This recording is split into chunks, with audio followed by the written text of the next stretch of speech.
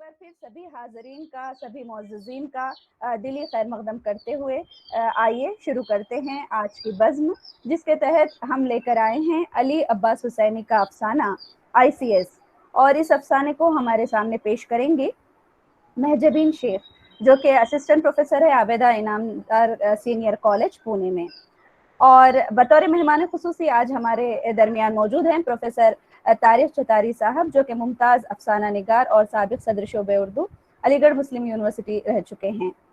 ہمیشہ کی طرح ہمارے سرپرست ہمارے آج کی صدارت کے لیے پروفیسر بیگ احساس صاحب ہمارے ساتھ جڑے ہیں۔ اس کے علاوہ تمام شرکا جو ہمارے ساتھ اس وقت جڑے ہیں ان سبھی کا دلی خیر مقدم۔ اس سے پہلے کہ میں مہجبین شیخ کو دعوت دوں کہ وہ آج علی عباس حسینی کا افسانہ ہمارے سامنے پیش کریں، میں ہمارے ساتھی ڈاکٹر گل رانا سے درخواست کرنا چاہوں گی کہ وہ مصنف کا تعارف یہاں پر، افسانہ نگار کا تعارف پیش کریں۔ شکریہ ڈاکٹر حمیرہ۔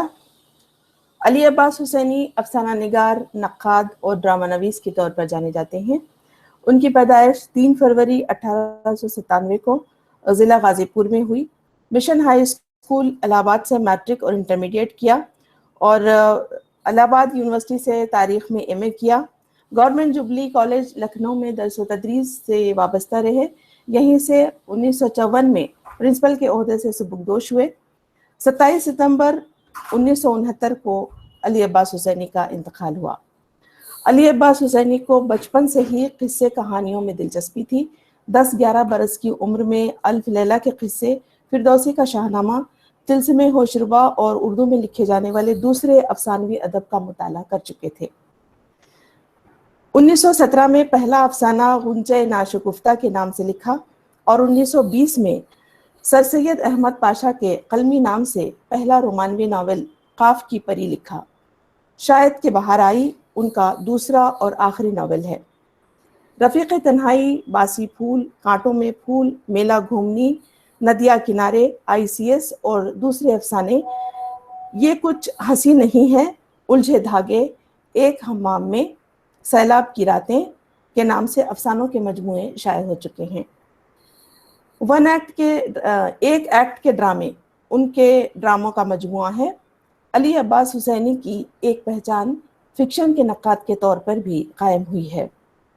انہوں نے پہلی بار ناول کی تنقید اور تاریخ پر ایک ایسی مفصل کتاب لکھی جو آج تک فکشن تنقید میں حوالے کی حیثیت رکھتی ہے۔ عروس ادب کے نام سے ان کے تنقیدی مضامین کا مجموعہ شائع ہوا ہے۔ یہ تھا مختصر سا تعارف علی عباس حسینی کا۔ بہت شکریہ ڈاکٹر گل رانا۔ واقع انسان چاہے عمر کے کسی بھی موڑ پر ہو، کہانی سننا اور کہانی سمجھنا، کہانی میں کھو جانا اس کو شروع سے ہی پسند رہا ہے۔ تو آئیے علی عباس حسینی کا افسانہ ICS کو پیش کرنے کے لیے ہم دعوت دینا چاہیں گے۔ ہمارے ساتھ جو موجود ہیں assistant professor Abida Inamdar senior college Pune سے محترمہ مہجبین شیخ صاحبہ۔ محترمہ مہجبین شیخ صاحبہ جیسا کہ میں نے بتایا تدریس کے پیشے سے وابستہ ہیں، اور آپ کے مضامین کئی رسائل اور اخبارات میں شائع ہوتے رہتے ہیں۔ تو مہجبین شیخ صاحبہ آپ کا دلی خیر مقدم ہے آج کی اس نشست میں، اور آپ سے گزارش کرتے ہیں کہ افسانہ پیش کریں۔ شکریہ مہمان خصوصی جناب پروفیسر طارق چتاری، سرپرست اعلیٰ جناب پروفیسر بیگ احساس، بازگشت کے منتظمین اور دیگر شرکا، السلام علیکم۔ آج میں علی عباس حسینی کا جو افسانہ پڑھنے والی ہوں وہ ہے ICS۔ وحید کا ICS میں لیا جانا بالکل داتا کی دین تھی۔ ایک غریب دیہاتی کاشتکار کا لڑکا جو 11-12 برس کے سن تک ایک چھوٹے مختصر اور تنگ کچے مکان میں پلا ہو، جو گاؤں کے لڑکوں کے ساتھ گلی ڈنڈا، کبڈی، گیڑ کیٹری اور آنکھ مچولی کھیلنے میں لگا رہا ہو، جس نے اہیروں، چماروں اور کوریوں کے لڑکوں کے ساتھ ہر بڑے سے بڑے درخت پر چڑھ جانے اور چھپ بیٹھنے میں مہارت حاصل کی ہو، جس نے 7 برس کی عمر سے گائے بھینسیں خود دھوئی ہو اور ان کا گوبر اپنے ہاتھ سے اٹھایا ہو، اور جس کے سب سے بڑے دوست چھوٹی امت کے لوگ رہے ہو، وہ اور آج ICS پاس ہو اور ہیٹ کوٹ پہنے صاحب بنا، ویل تم کیا مانگتا اور ہم نہیں جانتا بولنے کا فخر حاصل کر لے۔ واقعی بخشش الہی تھی۔ یا حضرت موسیٰ کے لیے سنا تھا یا وحید کے معاملے میں اپنی آنکھوں سے دیکھا۔ ہم نے مانا کہ 12 برس کے سن سے اس کندہ ناتراش کو ایک دور کے عزیز نے رحم کھا کر اپنے پاس رکھا، خیرات پر چڑھایا اور آدمی بنایا، مگر یہ سب رحمت باری فضل الہی تھا۔ اس نے اگر ان عزیز کے دل میں اولاد کی خواہش کے ساتھ ساتھ ان کی گود بھی اولاد سے بھر دی ہوتی تو پھر کیا ہوتا؟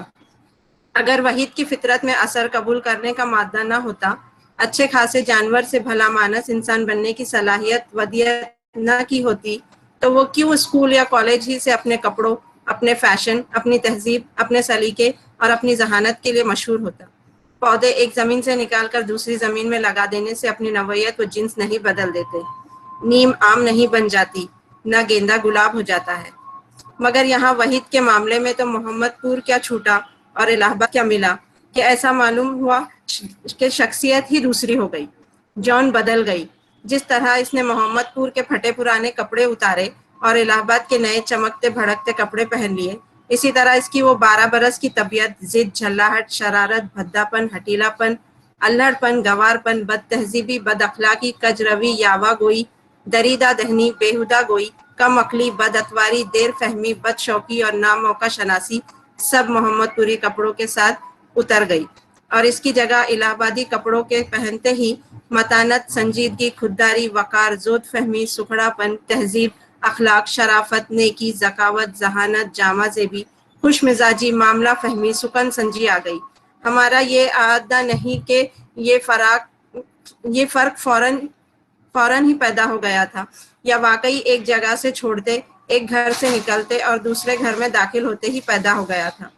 نہیں، اس تبدیلی میں 1-2 سال ضرور لگے تھے، مگر پھر بھی یہ ایسا سریع اور عظیم انقلاب تھا جسے کایا پلٹ ہو جانا کہتے ہیں۔ بہرنو مالک کی دین کہیے یا وحید کی فطری صلاحیت و قابلیت، ہوا ایسا ہی کہ وحید جس دن اسکول میں داخل ہوا اور جس دن تک وہ تعلیم پاتا رہا، ہمیشہ اپنے درجے میں اول آیا، یہاں تک کہ ایم اے پاس کرنے کے بعد ICS بھی اچھے نمبروں سے پاس ہوا۔ نہ کہ صحیح و سفارش کی ضرورت ہوئی اور نہ خاندانی حقوق و خدمات گنانے پڑے، اور وہ 2 برس انگلستان میں مزید تعلیم و تجربہ حاصل کرنے کے لیے بھیج دیا گیا۔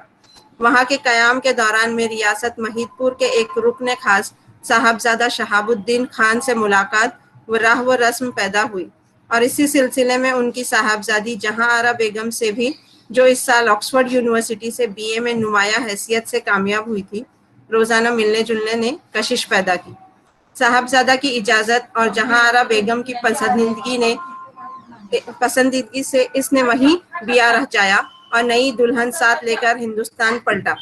چونکہ دل میں یہ دھڑکا لگا تھا کہ کہیں افلاس اور دیہاتیت کا پول نہ کھل جائے، اس لیے ہندوستان میں پہنچنے اور دہلی وائسرائے کے صدر دفتر میں تعیناتی کے درمیانی زمانہ ریاست مہید پور میں سسرال ہی میں بسر کیا، اور گھر لکھ بھیجا کہ میں فی الحال مکان نہیں آ سکتا، لیکن برابر والد کے لیے خرچ بھیجتا رہوں گا، کسی کو میرے پاس آنے کی ضرورت نہیں۔ بوڑھا باپ دل محسوس کر، بوڑھی ماں رود ہو کر اور بھائی خفا ہو کر خاموش رہے۔ وہ جانتے تھے کہ ان کا گھر اس قابل نہیں کہ کوئی ICS آ کر قیام کرے۔ وہ اسے خوب سمجھتے تھے کہ ان کا جھوپڑا کسی بیگم بہو کے اتارنے کے لائق نہیں۔ انہوں نے ٹھنڈی سانسیں بھری، آسمان کو دیکھا اور چھاتی پر سل رکھ لی۔ غرض بیگم وحید نے اپنی سسرال دیکھی اور نہ ساس سسر سے نہ جیٹھ دیوروں سے ملنے کی نوبت آئی۔ وحید دہلی میں لاٹ صاحب کے دفتر میں کام کرنے لگا۔ وہاں کے مشاغل، بڑے بڑے آدمیوں سے ملنا جلنا، راجگان، مہاراجگان، والیان ملک کی پارٹیاں، at home dinner, cinema, theatre, کھیل، تماشے، غرض سماجی زندگی میں کسی طرح کی کمی نہ تھی، اور نہ ان کی وجہ سے اتنی فرصت تھی کہ نئے رشتہ داروں اور نئے عزیزوں کی زیادہ فکر کی جائے۔ مگر بیگم کے لیے یہ دلچسپیاں ہو سکتی تھی، وحید کی ماں کے لیے تو نہیں۔ اس نے وحید کو جانا تھا، اس کی ممتا کو بھلا کیسے چین پڑتا۔ وہ بیٹے کو خط لکھتی رہی، بس ایک نظر دکھا جانے کی خواہش تھی۔ بہو کے دیکھنے کی بھی بڑی تمنائیں تھی۔ بیٹے کی شادی کے بارے میں بڑھیا نے نہ جانے کیا کیا سوچ رکھا تھا۔ اپنے پرایوں میں بہت سی لڑکیاں دیکھ رکھی تھی، مگر وہاں صاحبزادے خود ہی بیگم بیاہ لائے۔ شادی ایسے چپ چپاتے کر لی کہ کسی کو کانوں کان خبر نہ ہوئی، اور معلوم ہوتا تو پہنچتی کیسے، کالے کوسوں دور، سمندر پار انگلستان میں۔ پھر سسرال اپنے میل کی نہ جوڑ کی، وہاں روپیوں کی عزت کی، شان و شوکت کی افراد تھی، یہاں افلاس و تنگ دستی، نکبت کی بہتات، بہو پڑھی لکھی، آکسفورڈ کی تعلیم یافتہ، لاٹ صاحب سے ہاتھ ملانے والی، ساس جاہل دیہاتن اور پردے میں بیٹھنے والی، اس سے ساس کی طرح پیش آنا، بہو بنا کر ملنا، ہاتھی سے گنا کھانا تھا۔ مور کی طرح ناچنے کو جی تو ضرور چاہتا تھا، لیکن پاؤں کو دیکھ کر لاج بھی آتی تھی۔ صبر کی سل چھاتی پر رکھی، مگر یہ بوجھ اتنا بھاری تھا کہ پہلو میں درد ہونے لگا۔ اس بے چینی نے خط لکھنے پر مجبور کیا۔ پہلے تو لڑکے ہی کو لکھتی رہی، جب ادھر سے برابر ٹالنے ہی والا جواب ملا تو پھر ایک دن انہوں نے چھوٹے لڑکے حمید کو پاس بلایا اور دل کی ساری کہانی بیگم بہو کو لکھوا دی۔ بات چونکہ دل سے نکلی تھی اس لیے دل میں گھر کر گئی۔ بیگم بہو کو لفظ لفظ میں خلوص، سادگی اور سچائی کی عطر آگی بوئے خوشبو آئی۔ وہ ہاتھ میں خط لیے بے ساختہ ICS وحید کے دفتر میں گھس آئی اور اس کے سامنے سے فائلیں کھینچ کر بولی، کیوں صاحب یہ آج تک آپ نے مجھے میری سسرال کے لوگوں سے کیوں نہ ملایا؟ مسٹر وحید ICS بیگم کے اس طرح چی بچی ہونے سے یوں تھے۔ اس غیر موقع سوال نے انہیں کچھ ڈرا سا دیا۔ وہ ذرا اٹک اٹک کر بولے، جب سے ہندوستان پلٹ کے آیا، تمہارے مائکے گیا، پھر وہاں سے ملازمت پر چلے آنا پڑا، یہاں کے کاموں میں اس طرح پھنس گیا کہ… وہ بات کاٹ کر بولی کہ ماں باپ اور بھائیوں سے بھی نہ مل سکے اور نہ ہی بیوی کو ملا سکے۔ وحید کی ذہانت کام آئی، اس نے ذرا مسکرا کر کہا، یہ آج دفعتاً آپ کو سسرال کیوں یاد آ گئی؟ کیا کسی نے خط لکھا ہے؟ بیگم بولی، جی ہاں، میں تو انسان ہوں ہی نہیں کہ مجھے کوئی فکر ہوتی۔ بارہا آپ سے پوچھا، آپ نے کہا کسی دن اطمینان سے باتیں ہوں گی تو بتاؤں گا۔ شاید آپ مجھے انسان نہیں سمجھتے یا اپنے گھر والوں کو جانور سمجھتے ہیں۔ وحید نے ذرا متانت سے کہا، بھئی ہے تو یوں ہی کہ تم ان لوگوں سے مل کر خوش نہ ہوگی۔ نہ وہ کچھ باتیں کرنا جانے، نہ آداب و تہذیب سے واقف، نہ ان کے رہنے سہنے کا طریقہ ہم لوگوں کا سا۔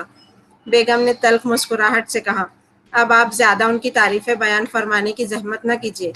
آج آپ کی والدہ کا خط آیا ہے، میں خود ہی چل رہی ہوں، اپنی آنکھوں سے دیکھ لوں گی۔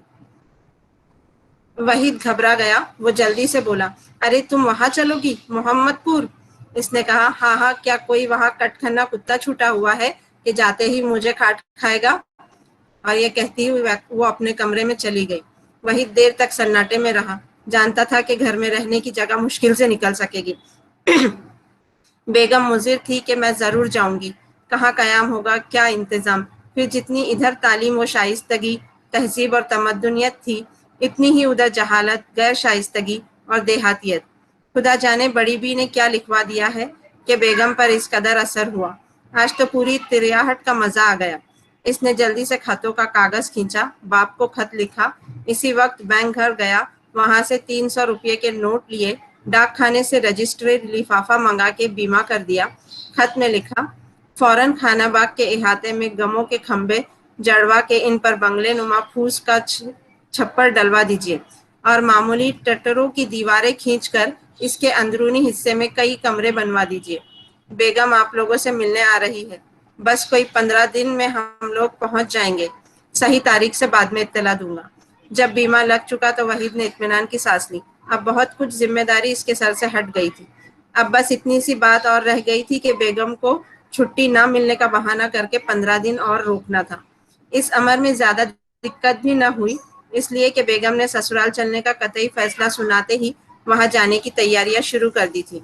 متواتر کئی راتوں اور کئی دن وحید کو اپنے بڑے بھائیوں اور ان کی بیویوں کے نام اور حلیے، ان کے بچوں کی تعداد، بہنوں اور ان کے شوہروں کے نام، ان کی صورت شکل، بن بیاہے بھائی کی عمر، لیاقت، مزاج، طبیعت، قد و قامت، بڑے میاں اور بڑی بی کی پسند کی چیزیں سب بتانا پڑی۔ بیگم بات اور بات کی جڑ سے کچھ کھود کھود کر پوچھتی تھی۔ بعض وقت تو مسٹر وحید ان کے سوالات کا جواب دیتے دیتے عاجز آ جاتے تھے، لیکن اسی کے ساتھ بیگم کی اس غیر معمولی دلچسپی لینے کا نفسیاتی اثر ان پر بھی شروع ہوا۔ سفید رنگ کا خون بدلنے لگا۔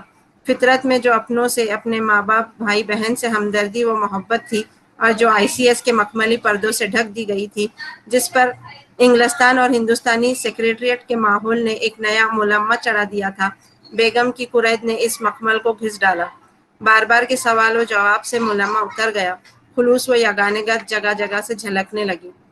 خدا خدا کر کے وہ دن بھی آ گیا جس کا بیگم کو بے چینی سے انتظار تھا، یعنی وحید کی 15 دن کی چھٹی منظور ہو گئی اور سفر کے لیے اسباب بننے لگا۔ بیگم نے نہ جانے کیا کیا سمجھا تھا کہ 10-12 ٹرنک اور سوٹ کیس کپڑوں سے بھر لیے تھے۔ وحید نے چلنے سے کچھ گھنٹے قبل اتفاق سے یہ سامان دیکھ لیا تھا۔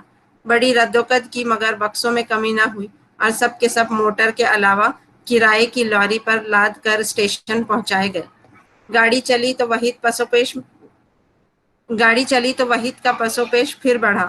سوچ رہا تھا کہ خدا جانے گھر پر والدین نے بیگم کے لائق کوئی جگہ حسب ہدایت بنوائی بھی ہے یا نہیں۔ بیگم کو ان دیہاتیوں کی باتیں بھائے یا نہ بھائی، خود ان لوگوں کو بیگم کی بے پردگی بھائے یا نہ بھائے، وہ سب کے سب پرانے خیال کے دقیانوسی مراسم کے پابند۔ ادھر رئیسوں امیروں کا طریقہ، انگلستان اور یورپ کی تعلیم و تربیت دیکھیے جوڑ کیسے بیٹھتا ہے اور آپس میں کیسے نپتی ہے۔ آگ و برف کا تال میل بیٹھے یا نہ بیٹھے، یہ جدھر بھی نظر کرتا، جس پہلو پر غور کرتا، دشواریاں ہی دشواریاں دکھائی دیتی۔ جی چاہتا بیگم کو سمجھائے، ان کو اس سفر کے نشیب و فراز سمجھائے، مگر بیگم کی یہ حالت تھی کہ انہوں نے ابتدائے سفر سے ایک ناول جو شروع کیا تو راستے بھر اسی کو پڑھتی رہی۔ وہاں اسٹیشن پر جو گاڑی رکی تو چھوٹا بھائی ماں پنس اور 8 کہاروں کے دکھائی دیا۔ وحید نے بیگم سے جلدی سے کہا، یہاں شاید تمہیں پردہ کرنا پڑے۔ انہوں نے کہا، میں پہلے ہی سے اس کے لیے تیار ہوں، اور یہ کہتے ہی باکس کھول کر برقع نکال کر پہن لیا۔ وحید کو اس کی خبر بھی نہ تھی کہ وہ اتنا انتظام کیے بیٹھی ہے، اس لیے اسے بہت تعجب ہوا، مگر چھوٹے بھائی کی گھبرائی ہوئی خوش صورت اور اسٹیشن پر گاڑی زیادہ نہ رکنے کے خیال نے گفتگو کا موقع نہ دیا، اور ڈبے کے سامنے پنس لگتے ہی بیگم اس میں جلدی سے سوار کروائی گئی، اور یہ ماں اپنے بھائی کے بیل گاڑی پر اسباب لدوانے کے احکام صادر کر کے گھر کے تانگے پر بیٹھ کر روانہ ہوا۔ حمید اس کا بھائی اس سے 5 برس چھوٹا تھا۔ اس نے قصبے کے ورناکولر اسکول سے اردو مڈل پاس کر کے تعلیم چھوڑ دی تھی اور کاشتکاری میں باپ کا ہاتھ بٹانے لگا تھا۔ اس لیے اس میں نہ تو وہ کلچر تھا جو ایک تعلیم یافتہ شخص میں پایا جاتا ہے، اور نہ اس میں وہ تہذیب و شائستگی تھی جو شہروں میں رہنے اور اچھی سوسائٹی میں ملنے جلنے سے پیدا ہوتی ہے۔ وہ ایک نہ تراشیدہ اور نہ صاف کردہ ہیرا تھا جس پر اب تک میل چڑھا ہوا تھا، مگر اس دیہاتیت اور بھدے پن میں خلوص کی آب و تاب مان نہ ہوئی تھی۔ وہ تانگا خود ہی ہانکتا جاتا تھا اور بھائی سے بہت ہی بے تکلفی سے باتیں کرتا جاتا تھا، اور موقع سے بھائی کے ICS شہری اور رئیس ہونے پر تان بھی کرتا جاتا تھا۔ غرض اس کی باتوں نے، بچپن کے مانوس مناظر نے، وطن کے سرسبز درختوں نے اور قصبے کے ہرے ہرے کھیتوں نے وحید پر آہستہ آہستہ اثر کرنا شروع کیا۔ وہ سب سے پہلے تو یہ بھولا کہ وہ ICS ہے، پھر یہ بھولا کہ وہ بیگم جیسی تعلیم یافتہ رئیسہ کا شوہر ہے، پھر یہ بھولا کہ اس سے ہندوستان کے بڑے بڑے راجگان مہاراجگان سے ملاقات ہے، پھر یہ بھولا کہ وہ ایک تعلیم یافتہ مہذب انسان ہے۔ وہ کیا کرتا؟ جن حصوں سے وہ گزر رہا تھا، ان کا ایک ایک ذرہ، ایک ایک چپا، ایک ایک بوٹا اسے اپنی طرف کھینچ رہا تھا۔ وہ زمین جس پر وہ کبھی ننگے پاؤں دوڑا تھا، وہی کھیت جس میں اس نے اپنے ہاتھ سے مٹر اور چنا بویا تھا، وہی درخت جن کی شاخوں پر سے جلد چڑھ جانے کے مقابلے میں جیتا تھا، وہی چڑیا جن کے بچے پکڑ لانے کے لیے وہ قصبہ بھر میں مشہور تھا۔ یہ ساری چیزیں اس کا خیر مقدم کر رہی تھی، اور اپنے طور پر دل کی گہرائیوں میں اپنے اپنے گرے پڑے گھروں کو کریت کریت کر اس اپنے بیٹھنے کی جگہ بنا رہی تھی۔ بارک گھر آیا، سامنے ہی بڑے میاں دکھائی دیے۔ گھر پر سوائے کرتے پائجامے اور سلیپر کے کچھ نہ پہنتے تھے، مگر آج خلاف معمول شیروانی بھی پہننے تھے اور بوٹ بھی۔ غالباً ICS بیٹے اور تعلیم یافتہ بیگم بہو کی خاطر یہ زحمت گوارا کی تھی۔ وحید نے تانگے سے اتر کر جھک کر تسلیم کی، انہوں نے آبدیدہ ہو کر گلے لگا لیا۔ باہری مکان میں قصبے کے اور بھی عمائد موجود تھے، ایسے بھی تھے جنہوں نے بچپن میں اس کی گوشمالی کی تھی، اور ایسے بھی جو اس کے ساتھ بہت سی شرارتوں میں شریک رہتے تھے۔ سب بڑی محبت سے ملے۔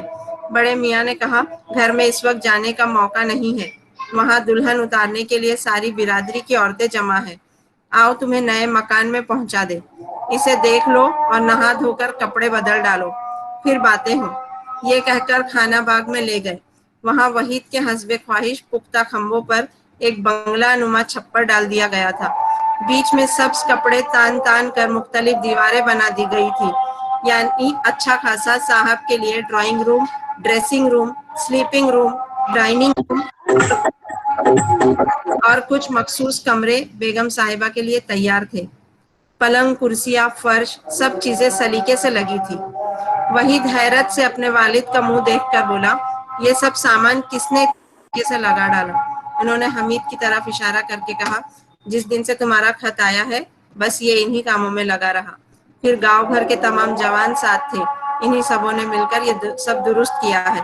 न दिन को दिन समझा और न रात को रात। वहीद ने भाई की तरफ मुस्कुराकर देखा। वो बोला, हम देहातियों के यहाँ साहब माँ मेम साहब के तशरीफ ला रहे थे। फिर हम इतना भी ना करते।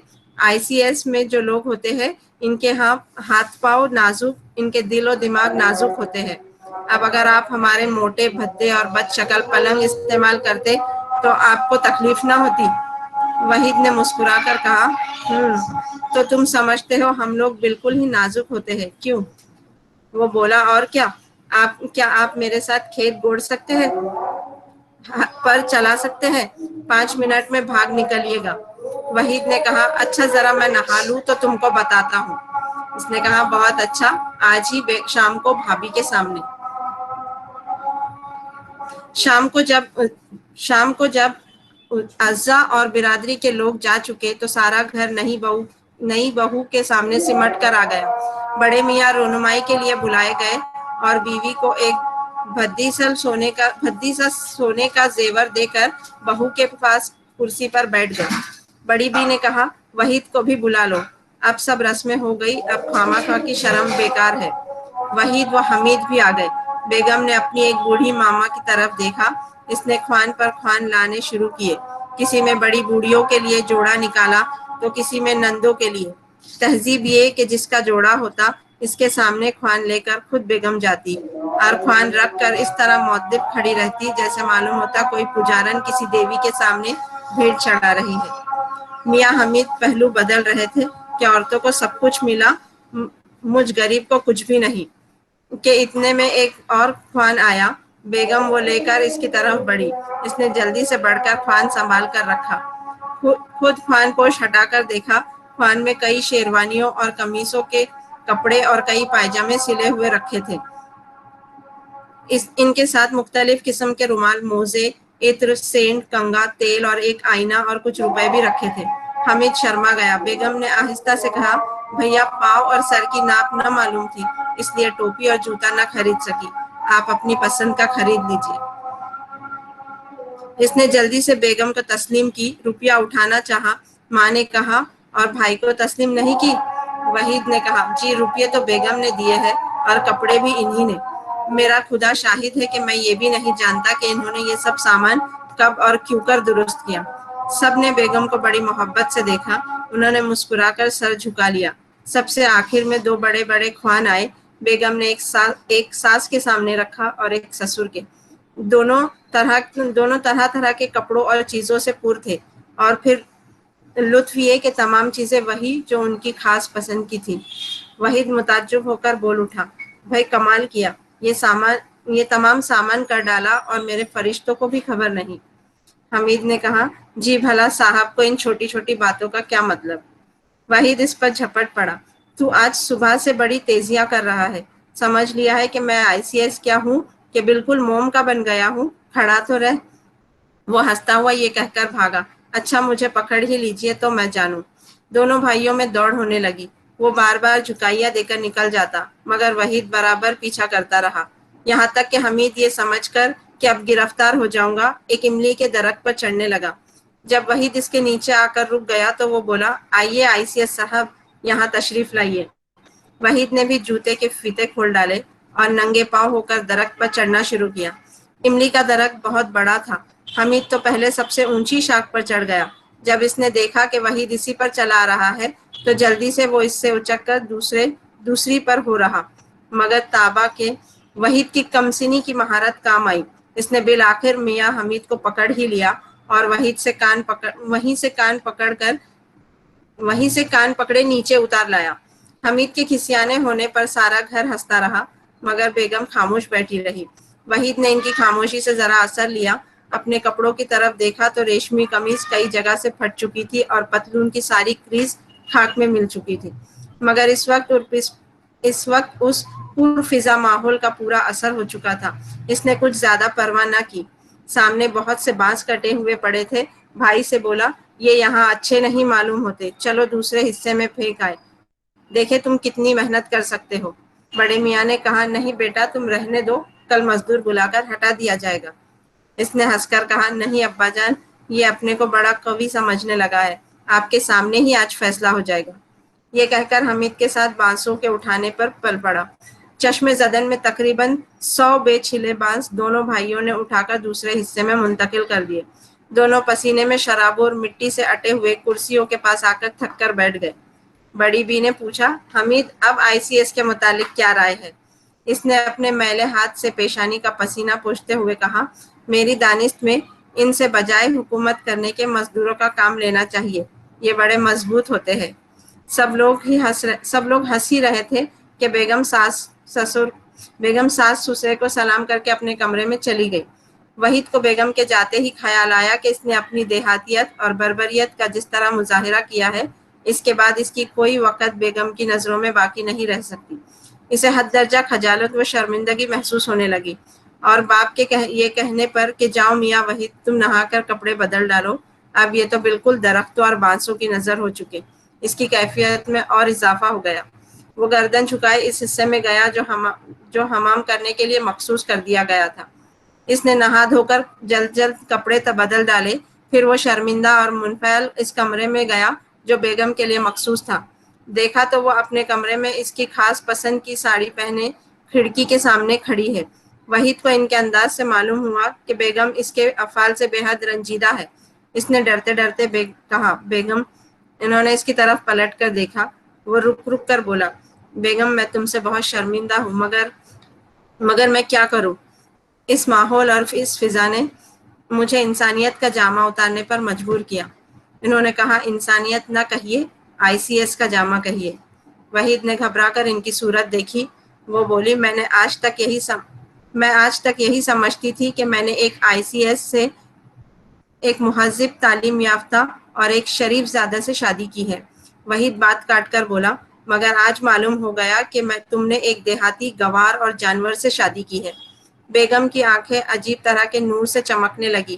وہ بولی، نہیں، میں نے جو کچھ سمجھ رکھا تھا وہ ان سب سے کئی بہتر چیز سے شادی کی ہے، یعنی ایک مرد سے۔ شکریہ۔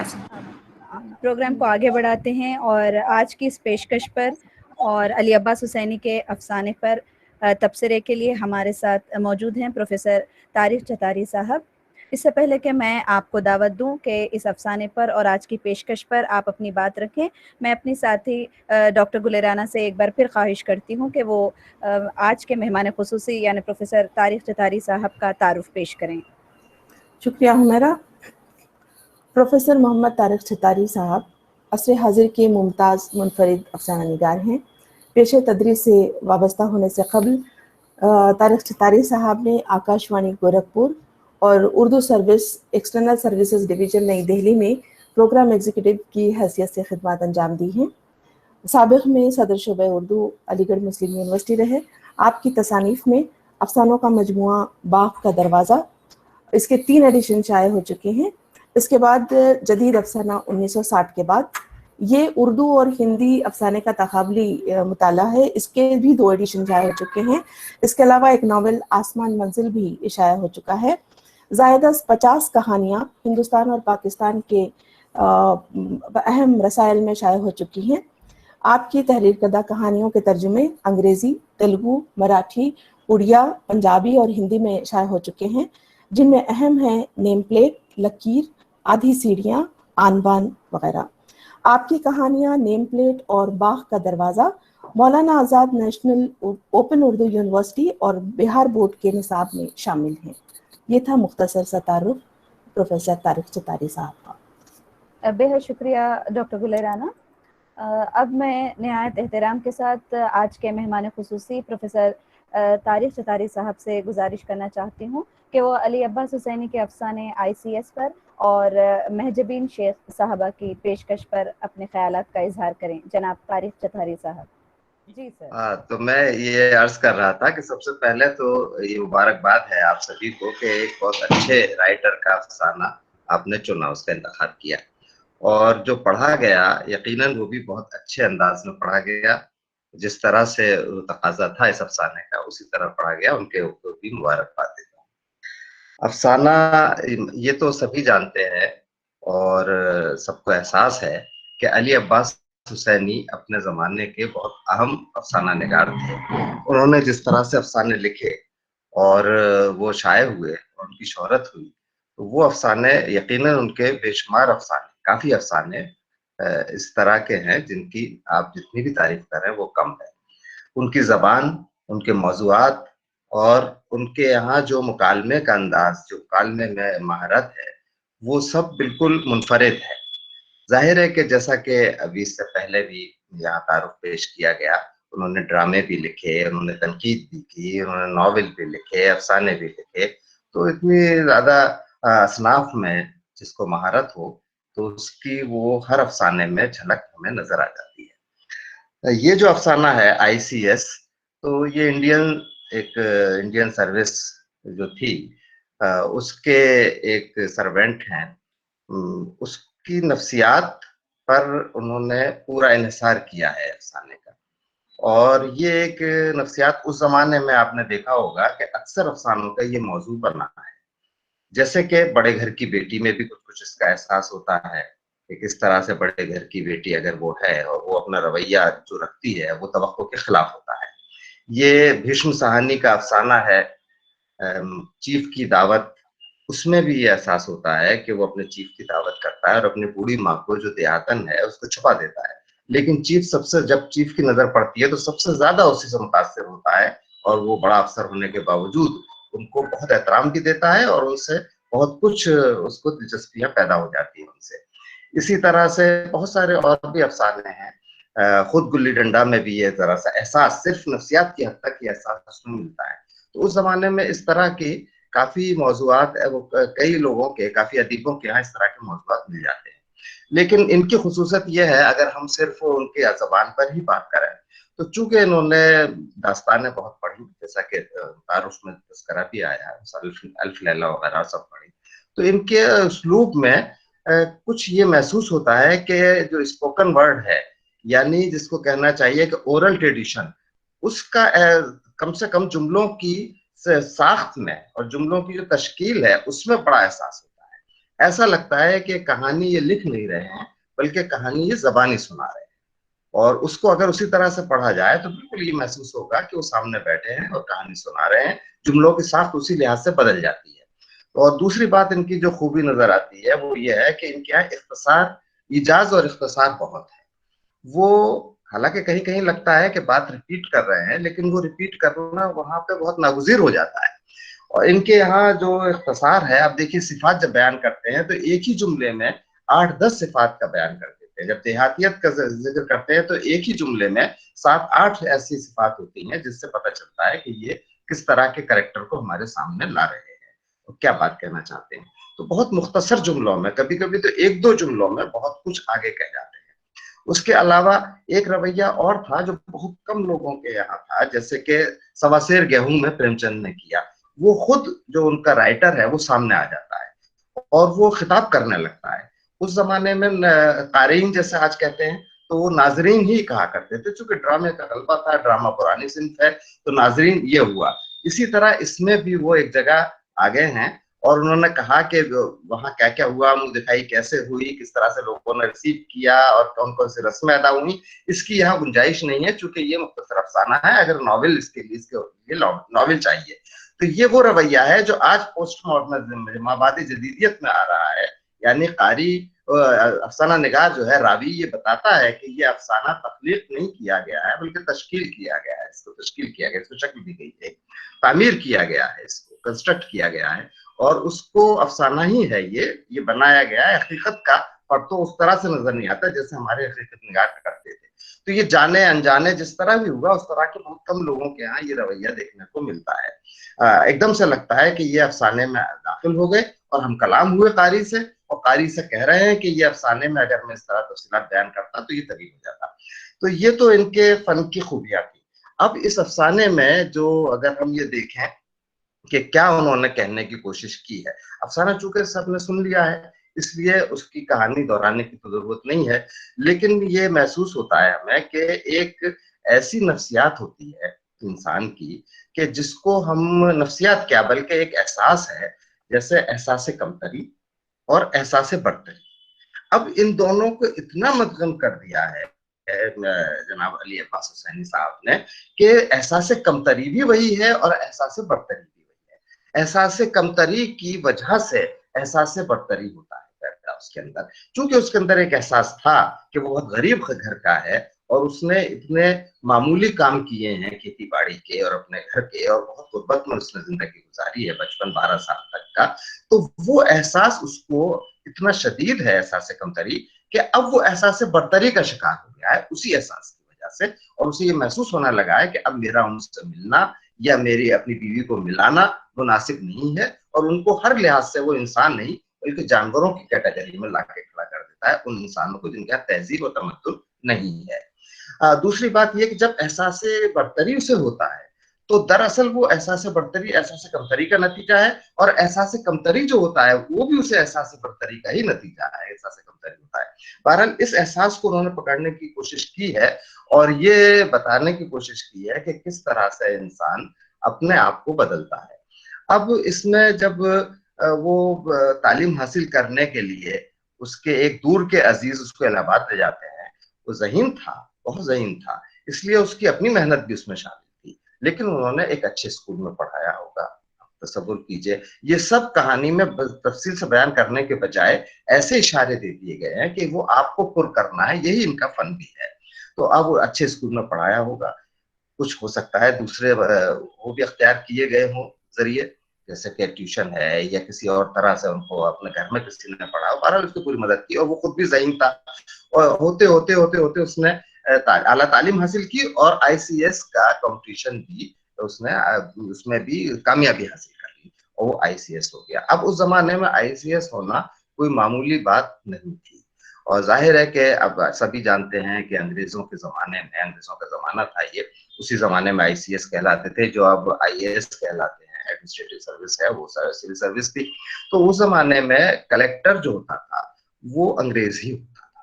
یہاں تک پہنچنے کی ہندوستانیوں کے بہت کم لوگوں کو نصیب ہوتی تھی یہ چیز کہ وہ بھی کلیکٹر ہو جائے, اور وہ کلیکٹر ہی ہوتا تھا. یہ ڈپٹی کلیکٹر تک ان کی پہنچ ہوتی تھی, لیکن بڑی اہمیت تھی اور بہت زیادہ اہمیت تھی. آج ہم شاید اس بات کا تصور بھی نہ کر سکیں.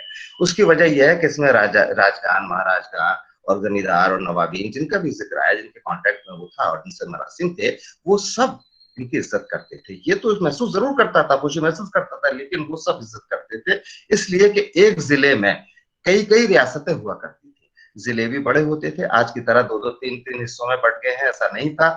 تو ان ضلعوں میں ان کی کئی نوابین کی ریاستیں تھیں, اور وہ سارے کے سارے گورن ہوتے تھے کلیکٹر سے. تو ایک بہت بڑی حیثیت تھی, ICS کی بھی بہت بڑی حیثیت تھی.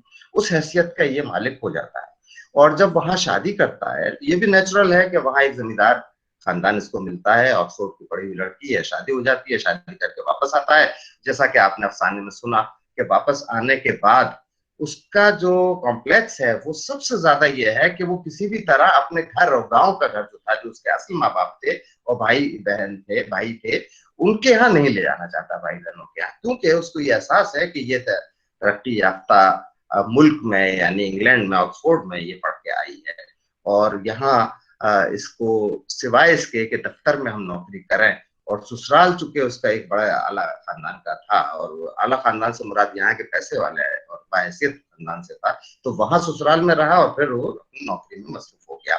لیکن اب یہ اس کی غلط فہمی تھی. یہ اس طرح سے بہت سے کرداروں کی بہت سارے رائٹرز نے غلط فہمی دکھائی ہے کہ جب کسی رئیس یا امیر گھرانے کی کوئی لڑکی ہوتی ہے تو اس کو کچھ انڈر اسٹیمیٹ کیا جاتا ہے, اور ایسا معلوم ہوتا ہے کہ جیسے وہ اس کو پسند نہیں کرے گی, چھوٹے لوگوں کے ساتھ جانا یا اپنی حیثیت سے کم لوگوں کے یہاں جانا پسند نہیں کرے گی. لیکن ایسا نہیں ہوتا ہے. جو خود پہلے سے جسے کوئی احساس نہیں ہے, جس کے اندر احساس کمتری ہی نہیں ہے, یہاں وہی فلسفی آتی ہے ان کی علی عباس حسینی کی کہ احساس کمتری ہی احساس برتری کا موجود ہوتا ہے. تو جب احساس کمتری ہی نہیں ہے تو احساس برتری بھی عام طور سے نہیں ہوتا ہے. وہ احساس برتری نہ ہونے کی مثال یہی ہے کہ وہ خود ملنا چاہتی ہے. اور ولی عباس حسینی نے بہت خوبصورتی سے ساری بات جو کچھ وہ تحفے تحائف لے جاتی ہے اور اکٹھا کرتی ہے تو بہت خوبصورتی سے بہت کم جملوں میں یہ واضح کر دیا ہے کہ اس دوران اس نے اپنے شوہر سے کافی لوگوں کے اپنے گھر ان کے گھر والوں کے بارے میں بہت تفصیلات معلوم کر لی تھی. ان کی پسند ناپسند صورت شکل عمر قد ہر چیز معلوم کر لی تھی. تو اس کی وجہ یہی تھی یہاں انہوں نے چھپایا ہے. یہ آرٹ ہے یہ فن ہے کہ وہ کیوں معلوم کر رہی ہے.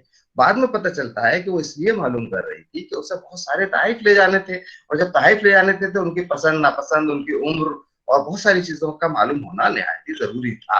تو وہ جب وہاں پہ لے جاتی ہے تو اس کو بھی معلوم نہیں تھا کہ کیا ہو رہا ہے. یہاں تک کہ پردے کا جب اس کو احساس ہوتا ہے کہ یہاں پردہ کرنا پڑے گا تو بھی اس کو معلوم نہیں تھا کہ پردے کے لیے اس نے برقع بھی رکھ لیا ہے. تو یہ اس عورت کی عظمت ہے. یہاں کہیں یہ دکھانے کی کوشش نہیں کی گئی جو بعد میں رویہ ادب میں آیا ہے کہ اگر کوئی امیر ہے تو وہ خراب ہوگا ظالم ہوگا بد دماغ ہوگا بد مزاج ہوگا اور اگر کوئی غریب ہے تو ہمیشہ وہ سخی ہوگا اور نیک ہوگا اور سب کچھ نیکیاں اسی کے حصے میں آئیں گی. یہ جو فارمولا بن گیا تھا اس سے پہلے کی یہ کہانی ہے. اس فارمولے سے پہلے کی کہانی ہے اور وہاں فردن یعنی پرسن ٹو پرسن ڈفر کرتا ہے. اس کی نفسیات کیسے ڈیولپ ہو رہی ہے. امیر اور غریب اس کی معنی نہیں رکھتے. کوئی کاسٹ اس کی معنی نہیں رکھتی کہ کوئی اعلیٰ ذات کا ہے اور کوئی کم ذات کا ہے تو اس سے اس کے رویے میں فرق آئے گا. وہاں پرسن ٹو پرسن ڈفر کرتا ہے اور سچا اور اچھا ادب یہی ہوتا ہے. اب دیکھیے ایک مثال بیچ میں یاد آ گئی کہ جیسے ہمارے یہاں ایک ہمارا بڑا ایپک ہے جس کو ہم مہابھارت کہتے ہیں. اب مہابھارت میں کوئی آدمی نہ ولن ہے نہ ہیرو. آپ دیکھیں بھیشم پتاما تو لگے گا بھائی یہ ارجن کا ساتھ نہیں دے رہے ہیں دوسری طرف سے لڑ رہے ہیں. آپ ان کے گرو کو دروناچاریہ کو کہیں گے آپ اس کو کہیں گے جس نے کیا تو اس کی وہ لے لی گئی تھی چونکہ وہ اندھا تھا اس لیے اس کی تمام جاگیر لے لی گئی تھی تو اس کو بھی ایک جسٹیفیکیشن ہے. یعنی ہر کریکٹر کا ارجن کا بھی ارجن نے جنگ کی اور کرشن نے سمجھایا جو گیتا کی شکل میں آیا کہ کیا سچ ہے کیا جھوٹ ہے. تو وہ سب ایسا لگتا ہے کہ نہ کچھ صحیح ہے نہ غلط ہے نہ کوئی بڑا ہے ادھر سے غلطی ہو رہی ہے نہ ادھر سے غلطی ہو رہی ہے. ایک سچویشن ہے اس کے تحت سب کچھ ہوتا ہے وہ ہوتا چلا جاتا ہے ہوتا رہا ہے. ایسے ہی یہاں بھی یہ ہے کہ وہ بڑے اور چھوٹے کی بات نہیں ہے. دونوں طرف سے برابر محبت مل رہی ہے. وہ اس کے جو ماں ہے اس کے جو باپ ہیں وہ بھی کتنے اس سے پیار کر رہے ہیں اپنے حساب سے اپنے سے زیادہ کوشش کر کے ظاہر کرنا مطلب اپنی حیثیت سے زیادہ وہ کرنا چاہتے ہیں اس سے محبت. اسی طرح سے ادھر سے بھی محبت مل رہی ہے جو بڑے گھر کی بیٹی ہے جو امیر گھرانے کی لڑکی ہے. تو یہ دونوں کی سچویشن کے لحاظ سے کہانی ہے. پہلے سے طے شدہ کسی فارمولے کے تحت کہانی نہیں لکھی گئی ہے. لہٰذا ہم اس کہانی کو وہ ادب جو سچا ادب ہوتا ہے اب اعلیٰ ہو یا ادنا ہو لیکن سچا ادب جو ہوتا ہے وہ یہی ہے جس کے بارے میں ایک طرح کا ایلیٹ نے بھی کہا تھا کہ ادب میں خلوص ہونا چاہیے سچائی ہونی چاہیے. سچا ادب وہی ہے. تو یہ اس میں ہمیں پوری کہانی میں پلاٹ اس کا جو ہے اب بات یہ پلاٹ کا مطلب یہی ہوتا ہے کہ واقعات کی ترتیب. اب پہلا واقعہ جو اس میں ہے وہ اس کے بچپن کا ہے.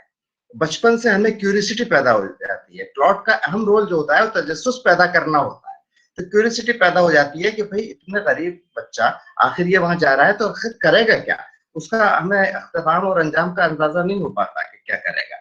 لیکن فوراً ہی بہت ہی مختصر وقت میں یہ معلوم ہو جاتا ہے کہ وہ ترقی کرے گا. ترقی کرنے کے بعد شادی کرے گا. شادی کرنے کے بعد یہ توقع ہوتی ہے یہ اسی طرح ترتیب چل رہی ہے واقعات کی ترتیب. ہر اگلا واقعہ پچھلے واقعے کا نتیجہ سا معلوم ہو رہا ہے کہ جب وہ ذرا سے جو اچھی حیثیت کے تھے وہ لے گئے تو یقیناً پڑھے گا تو کچھ ترقی کرے گا.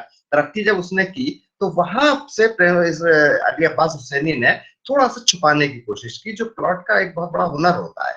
اس میں یہ کہ اب کیا ہوگا. وہ بیوی بالکل انکار بھی کر سکتی تھی چونکہ وہ اس خاندان کی تھی اور اس طرح کی تعلیم تھی. بالکل ان سے الگ بھی کر سکتی تھی. یہ مرد کوشش بھی کر سکتا تھا کہ ہم اپنے گھر والوں کے یہاں جائیں اس کو کسک ہو سکتی تھی اور وہ اس میں رکاوٹ بھی بن سکتی تھی لیکن ایسا کچھ نہیں ہوا. تو توقع کے خلاف جو چیزیں ہو رہی ہیں اور جب ہو جاتی ہیں تو عین توقع کے موافق لگتی ہیں وہ کہ یہی ہونا چاہیے یہی ہونا چاہیے. تو اس طرح سے اس کا پلاٹ جو ہے بہت خوبصورتی سے بنایا گیا ہے.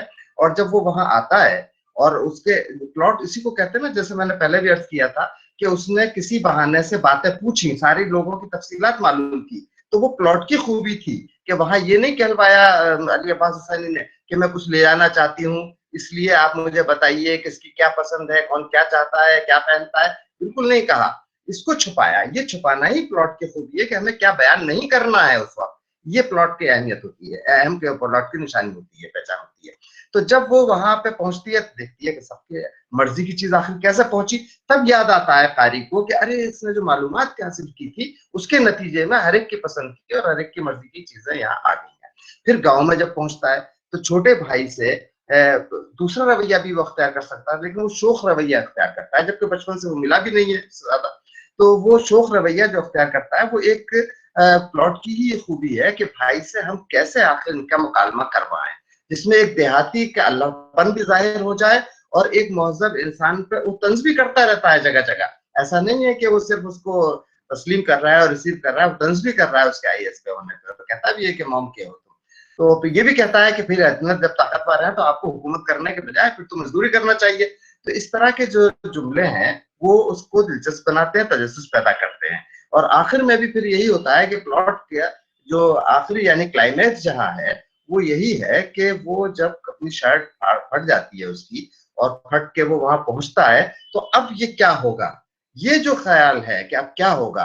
बीवी यकीनन उससे नाराज हो सकती है, उसको बुरा भला बुरा समझ सकती है कि क्या हैवानियत इसने दिखाई है या देहातियत दिखाई है इसमें। तो वो सब वहां पे एकदम से दम साधे कारी बैठा होता है, क्या उसका रिएक्शन क्या होगा। जब उसका रिएक्शन ये होता है कि वो खामोश हो जाती है, अंदर चली जाती है, तब भी कारी को, यानी वहां वो लिख सकते थे कि वहीं पे वो खुश हो गई, लेकिन नहीं, उसके चेहरे पर खामोशी दिखाई है और कारी को ये एहसास होने लगता है कि नाराज जरूर हुई है, चुप हो गई है और चुपचाप सास ससुर को फुर्सत होकर अंदर चली गई है, अब अंदर जाके जरूर फट पड़ेगी ये। तो ये प्लॉट में जो छुपाने का अमल है, जिससे तजस्सुस पैदा होता है और दिलचस्पी पैदा होती है और कशिश पैदा होती है, वो पूरा ख्याल रखा गया है इसके प्लॉट में। जब वो वहां पहुंचता है तब उसे ऐसा, तब वो अपने रियलाइज करता है कि मैंने गलत किया, मैंने ये किया वो किया, जैसा कि सब आपने सुना है। उसके बाद से जब वो ये कहती है कि नहीं, मैंने बेहतर देखा और एक उसका मुराद उसकी थी मुकम्मल इंसान, कामिल मर्द, मर्द कामिल, तो वो मैंने पाया और उसमें दोनों पहलू उसने तलाश कर देख लिए थे, पहले से वाकिफ थी, दूसरे से अब वाकिफ थी। तो ये है। दूसरी बात ये कि ये जो खूबी है कि अपनी बातें याद आ रही हैं और बचपन से फिर ये 12 साल की उम्र एक ऐसी होती है कि इस उम्र तक जो कुछ हुआ है वो कितना भी शऊरी तौर पर भुलाने की कोशिश करे, एक वक्त जरूर ऐसा आता है, चाहे वो उम्र के आखिरी हिस्से में आए, लेकिन वो ऐसा आता है कि उसी की तरफ अट्रैक्ट होता है, उसी की तरफ उसको कशिश जाती है। बहुत दिनों में ख्याल आता है, बल्कि हमें लगता है कि जवानी में से ख्याल नहीं आया और बुढ़ापे में ये अब जाके अपनी मिट्टी से जुड़ रहा है और मिट्टी की तरफ दौड़ रहा है और वहां उससे जाके इसका वाबस्ता होना चाहता है। तो ये भी एक तरह की हकीकत है, ये भी हकीकत निगारी की एक मिसाल है और इस हकीकत निगारी को पकड़ना, गिरफ्त में लेना उसका राइटर का कमाल होता है कि वो किसी जवानी में अपने बहुत से काम होते हैं, वो नहीं है, मसरूफ है, शहर में रह रहा है, आखिर में जरूर उसे गाँव याद आएगा, वो जा पाए या ना जा पाए वो उन्हीं यादों में रहेगा, बचपन याद आएगा। इसीलिए ये कहा भी जाता है कि साहब बूढ़े में और बच्चे में कोई फर्क नहीं होता, खाने पीने की चीजें हो या मिजाज हो या पसंद नापसंद हो उसकी। तो ये जब लौटता है वहां तो ये भी उन्होंने बहुत खूबसूरती से कि उसने अब ये बुला दिया, अब ये बुला दिया, अब ये बुला दिया, इस तरह से वो लिखते जाते हैं कि प्लॉट की तश्कील का कमाल जाहिर हो जाता है। अब बात ये रह जाती है, चूंकि वक्त शायद कम है, मुझे 15 मिनट ही बात करनी है। अब बात ये रह जाती है कि कहीं कहीं इसमें बहुत अच्छे खूबसूरती से गैप दिए गए हैं और उन गैप को कारी ने पुर किया है, और जब कारी पुर करता है उन गैप को तो वो इन्वॉल्व हो जाता है, उसको महसूस होता है कि गोया कहानी की तख्लीक में मेरा हिस्सा है, मैं समझ रहा हूं कि क्या हुआ होगा, कैसे हुआ होगा। तो वो उसका क्रिएटिव प्रोसेस जो है खुद कारी का शुरू हो जाता है, कारी अपने आप को तख्लीकार की हैसियत से वहां पे महसूस करता है और वो उसको बहुत से गैप्स को पुर करता है। कहीं कहीं अलबत्ता ये जरूर महसूस होता है कि एक आध जगह जरा सी कसक महसूस होती है, वो उसको हम खामी हरगिज नहीं कह सकते। वो ये है कि जिस दूर के अजीज ने इनको पाला था, और पालने वाला आप जानते हैं हिंदुस्तान में उसकी कितनी अहमियत है, यशोदा की देवकी से कम अहमियत नहीं है हमारे यहाँ। तो पाला था, जिसने परवरिश की थी, जिसने जिस तरह से उसको IAS बनाया, कोई मामूली बात नहीं है कि किसी 12 साल के बच्चे को ICS तक उसको ले जाए और बनाए, उसका कोई तस्करा हमें नहीं मिलता है, कोई इशारा भी इसमें नहीं मिलता है। लौट के आया तो वहां नहीं गया तो उन पर क्या गुजरी, یا وہاں گیا تو کب گیا یا کیوں نہیں گیا یا ان کو علم ہی نہیں ہے، یہ اس کا تذکرہ بالکل اس کہانی سے غائب ہے۔ جو ایک کسک سی محسوس ہوتی ہے کہ وہ خاندان جنہوں نے پڑھایا لکھایا بڑا کیا اور اس عہدے تک پہنچایا اور انگلینڈ تک پہنچنے کے وسائل پیدا کیے وہاں جانے کے تعلیم حاصل کرنے کے لیے، تو ان کا کوئی ذکر نہیں ہے۔ ان کی نفسیات بھی چاہے مختصر ہی ہوتی، اگر ہوتی تو ایک ہلکی سی جو کسک کہانی میں ہمیں محسوس ہوتی ہے شاید وہ نہیں ہوتی۔ اس کے باوجود کہانی بہت پرفیکٹ ہے، بہت اثر کرنے والی ہے۔ ہاں یہ ہے کہ جذباتیت اس میں بہت ہے۔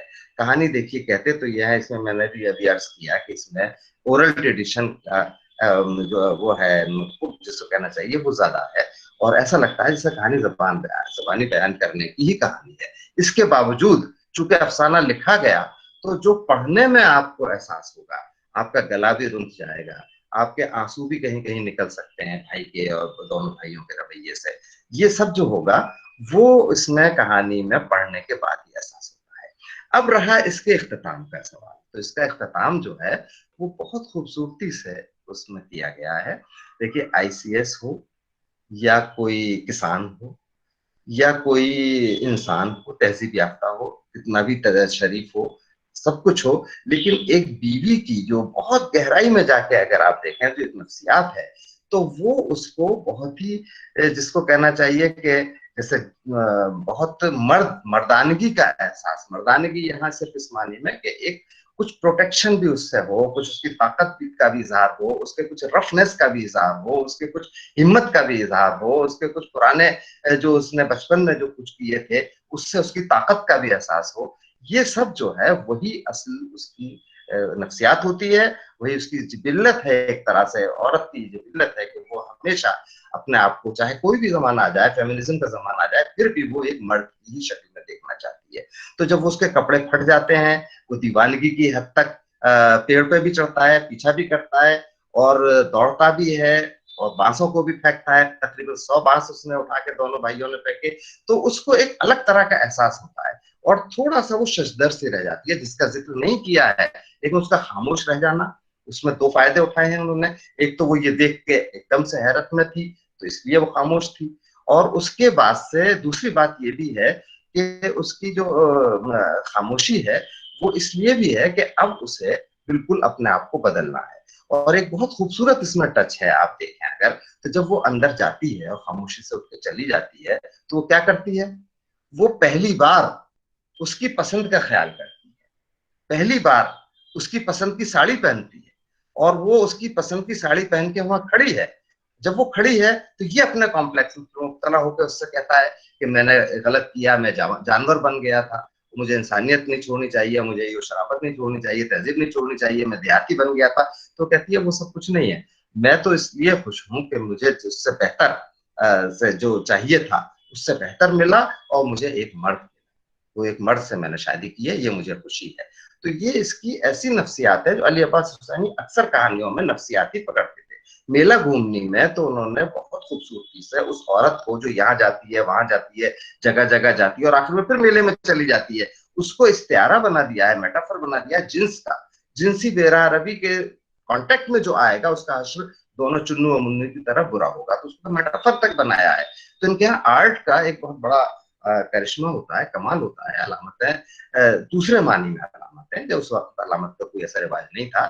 استعارے چونکہ شاعری میں تو تھا ہی، تو استعارے جو ہیں وہ ابھر کے آتے ہیں۔ اس میں بھی ایسی نفسیات کو انہوں نے پکڑا ہے جو کہیں بہت اندر دبی ہوتی ہے اور کردار کے لاشعور میں ہوتی ہے اور کردار خود محسوس نہیں کر پاتا، جب اس کے سامنے ایسی صورتحال آئی تو اس نے محسوس کیا، اور یہ بہت خوبصورتی سے دیکھیے اس زمانے میں بھی احساس نہیں ہوگا چونکہ آج کے زمانے میں ہم جی رہے ہیں کہ 300 روپے کی بڑی اہمیت ہوتی تھی اور 300 روپے میں پورا ایک بنگلہ تیار ہو جاتا ہے، اور وہ جس طرح سے انہوں نے بیان کیا ہے کہ چھپر ڈال لیجیے گا، پھر معمولی ٹٹیا لگا لیجیے گا اور پھر ایک باتھ روم رہنے کا کمرہ بنائیے گا، یہ کیجیے گا، تو یہ معمولی کمرہ نہیں تھا، وہ یہ فرانسیسی طرز کا بنگلہ تھا۔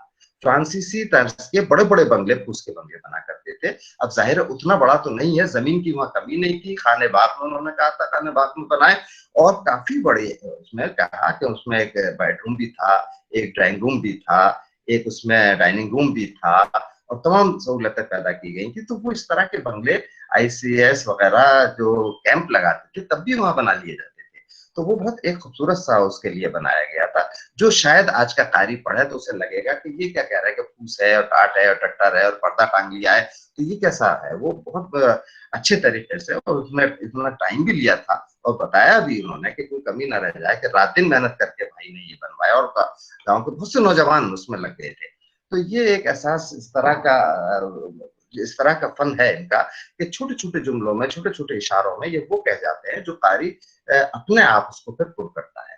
تو بہرحال میں تو علی عباس حسینی کی اس کہانی کو مجھے بھی تو پڑھنے کا اس وقت موقع ملا, اس کے لیے, پھر آپ نے اس کا انتخاب کیا اس کے لیے, پھر یہ کہ لوگوں نے اس کو سنا, اور میں نے بھی جو کچھ مجھ سے سمجھ میں آیا میں نے کہا, اس کے لیے سب کے لیے میں آپ کا شکریہ ادا کرتا ہوں, تمام منتظمین کا, اور بہت بہت شکریہ کہ اس کہانی کو یہاں پہ سننے کا اور اس پر کچھ کہنے کا مجھے موقع ملا. شکریہ. بہت شکریہ پروفیسر طارق چودھری صاحب, آپ نے اس افسانے پر نہ صرف سیر حاصل گفتگو کی بلکہ اس افسانے کا پس منظر, زمان و مکان, اسلوب و بیان اور نہایت ہی باریکی سے اس کا تجزیہ یہاں پر پیش کیا. اس کے لیے بازگشت کی جانب سے ہم آپ کے ممنون و مشکور ہیں. شکریہ. جی, پروفیسر طارق چودھری صاحب کے تبصرے کے بعد آج کی محفل میں شامل معززین حضرات, ادب نواز خواتین و حضرات میں سے کوئی اس افسانے پر اپنی بات رکھنا چاہتے ہیں تو وہ آگے آ سکتے ہیں. سب سے پہلی بات تو طارق صاحب کو بہت بہت مبارکباد, اتنی معلوماتی گفتگو کی انہوں نے, اور جنہوں نے پیش کیا وہ بھی واقعی قابل تعریف ہے. کچھ باتیں ذہن میں آ رہی تھی تو میں نے سوچا کہ اس میں کچھ بات کی جائے. سب سے بڑی بات اس میں دیکھنے کو یہ ملتی ہے کہ جو کریکٹر ہے اس کا جو کشمکش ہے, جس کی طرف اشارہ بھی کرتا طارق صاحب, کہ وہ اپنی بیوی کو اپنی پرانی زندگی سے وابستہ چیزوں سے یا لوگوں سے ملانا ایک طرف نہیں چاہتا. جب یہ موقع آتا ہے وہ گاؤں جاتا ہے, پھر اسی زندگی کو دل کھول کر کے جیتا ہے. تو وہ ایک کشمکش کو اتنی خوبصورتی سے مصنف نے پیش کیا ہے. ایک یہ اہم چیز ہے اس کے اندر کشمکش کی. اور دوسری اہم بات جو مجھے لگی اس افسانے کے اندر, جو انجام اس کا ہے, انتہائی خوبصورت انجام ہے اس کا, اور اس میں کہیں نہ کہیں ایک بات تھوڑی سی مجھے کھٹک رہی تھی, اس لیے میں نے اس انجام کے تعلق سے بھی بات رکھنے کی خواہش کی, کہ جب وہ کہتی ہے کہ جو میں نے سوچا ہے اس سے کہیں زیادہ مجھے ملا, ایک مرد ملا مجھے. تو یہاں پہ تھوڑا سوال ذہن میں یہ پیدا ہوتا ہے کہ کیا ICS پاس کرنے والا انسان, جو وہ مضبوطی اور جو طاقت, جو سیکورٹی جس طرف اشارہ کیا تھا طارق صاحب نے, وہ یقیناً وہ ذہن میں تھا مصنف کے بھی, اور اس کردار کو تراشتے وقت بھی ذہن میں رکھا گیا ہوگا.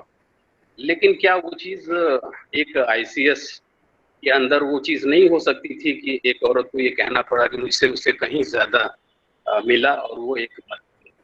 میرے حساب سے یہاں پہ مصنف نے اس طرح سے اگر پیش کیا ہوتا انجام کو, کہ ایک ایسا انسان ملا جو اپنی جڑوں سے بھی جڑا ہوا ہے, اور اپنی زندگی جدوجہد سے جو کامیابی ملی اس سے جڑا ہوا ہے, تو شاید زیادہ مناسب ہوتا جب وہ یہ کہتے کہ ایک اچھا انسان ملا, جو اپنی پرانی زندگی میں جب گیا تو اس کو دل کھول کر کے دیا. تو شاید مجھے لگتا ہے کہ زیادہ مناسب ہوتا, لیکن یہ میری کم اپنی فہمی بھی ہو سکتی ہے, لیکن مجھے ایسا لگا اس لیے میں نے یہ بات کہی. بس اتنا ہی کہنا تھا. بہت بہت شکریہ. سب سے پہلے تو میں مہجبی صاحبہ کو بہت بہت مبارکباد دینا چاہوں گی. علی عباس حسینی کا بہت بہترین افسانے کا انہوں نے انتخاب کیا اور بہت ہی عمدگی سے اسے پیش کیا.